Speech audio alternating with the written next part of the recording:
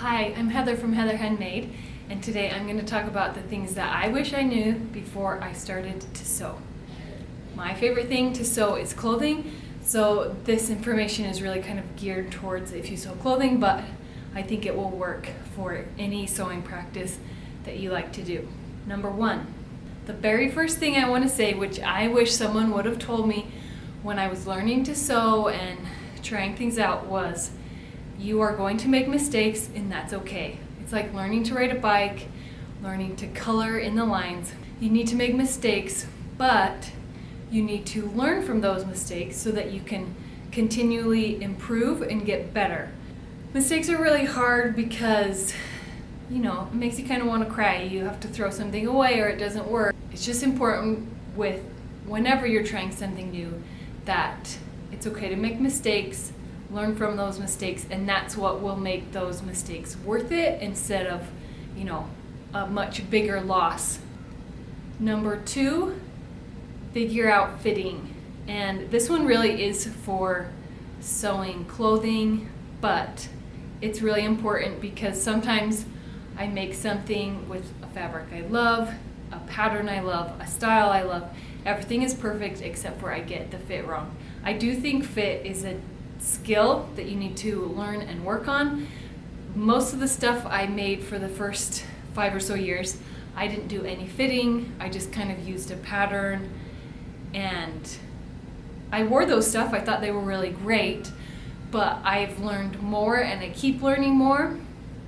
I just made a pair of jeans and I did a ton of fit alterations to make it so that they are comfortable and they fit me well, but I had to practice my fitting skills to be able to get to that point. So if you have someone that can help you, or if you can watch YouTube videos about fitting and pattern alterations, that is a skill that it's just fantastic. It will help you.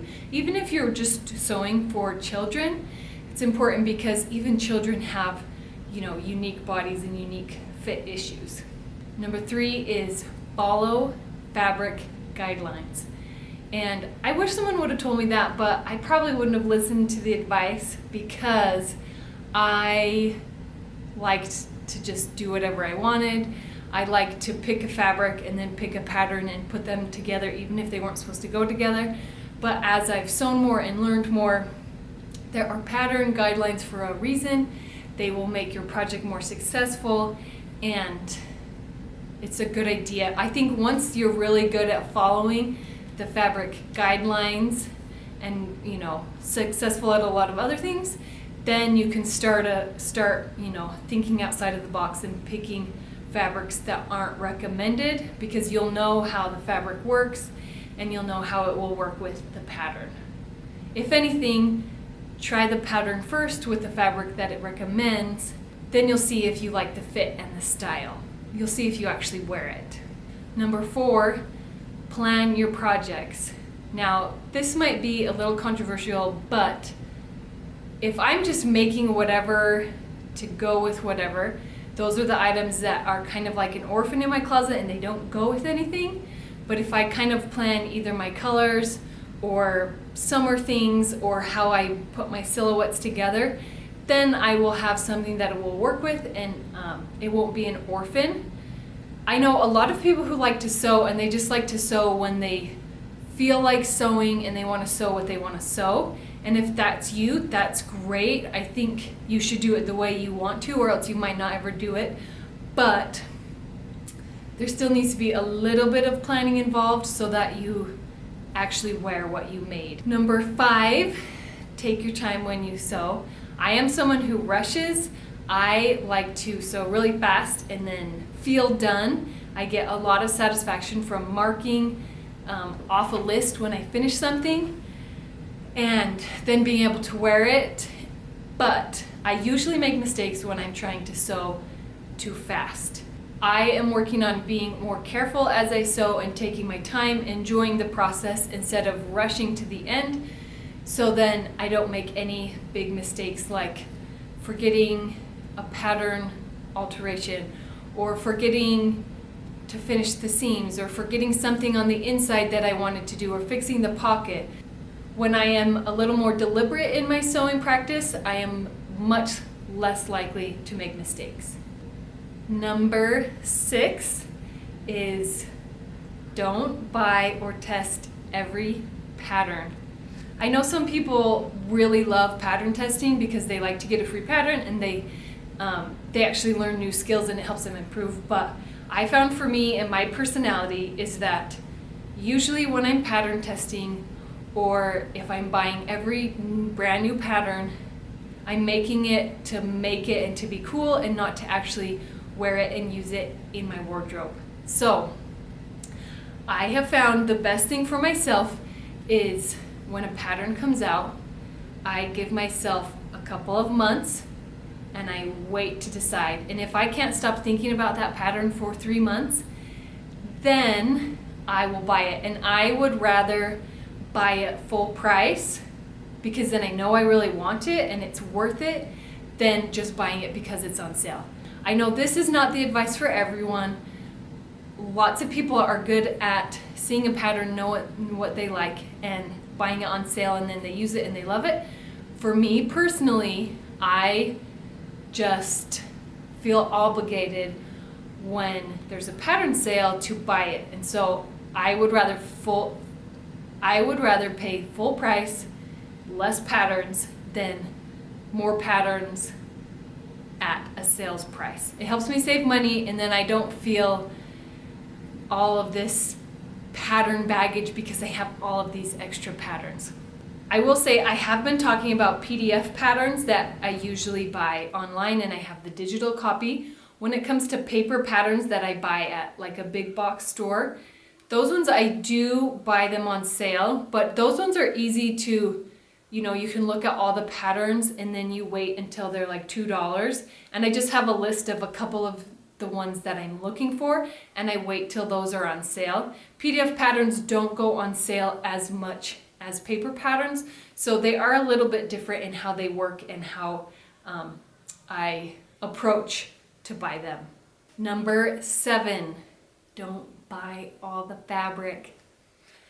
When I first started sewing, I wanted all the flashy fabric and all the prints and all the colors, and then you know what? I didn't wear it, and at the time I was kind of at a frugal time and I couldn't buy that much, luckily, so I saved money that way and I didn't buy very much. But as I've paid attention to what I wear in my wardrobe, I realize that I like to wear solids and just a couple of prints, and I like to only wear like 5 or so colors. So if I stick to those colors and stick to solids, I'm always successful with what I make. I love the prints. I love them. I want to touch them and sew with them, but if they're in my closet, I won't wear them. You have to figure out what your style is and what colors you like, because that will make a big difference. And then maybe just focus on 5 colors and a couple different prints like animals or floral, and let yourself buy just those, and that will be a way to let yourself buy stuff you can keep in your stash so you're always ready to make something, but it's something that you will love and that you will end up wearing. Number 8, actually use a pattern. So when I started out, I just hated an extra cost of buying a pattern. I didn't want to buy a pattern, and I would draw it, I would kind of trace clothing I had, or I would make it up, and I never wore those. I didn't like them.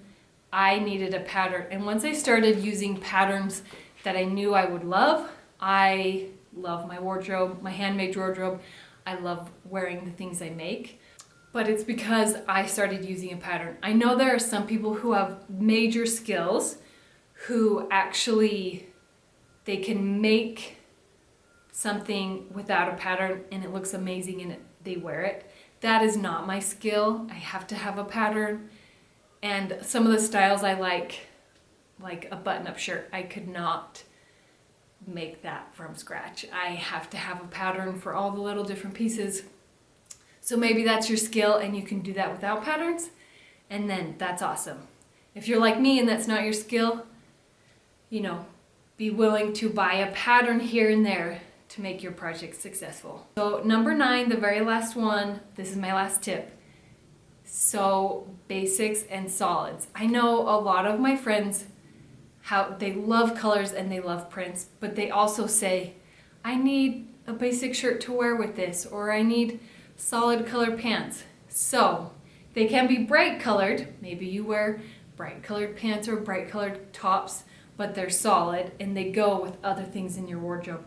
Even if you wear all the colors in the rainbow and all the prints, they still need to have something to work with them so that they're not an orphan. This kind of goes back to planning, but I have just found to make those basics, whatever a basic is for you, maybe a basic for you is a floral or a stripe, and that's great. Just figure out what your basic is and work on those basics while you work on the fun, steal the show items, because you need things that will all work together. So I want to know, do you have any more tips? What do you wish someone would have told you when you started sewing? And I want you to share it down in the comments so that we can all learn and grow in our sewing practice. Thank you so much for watching my video. I hope you have a wonderful day.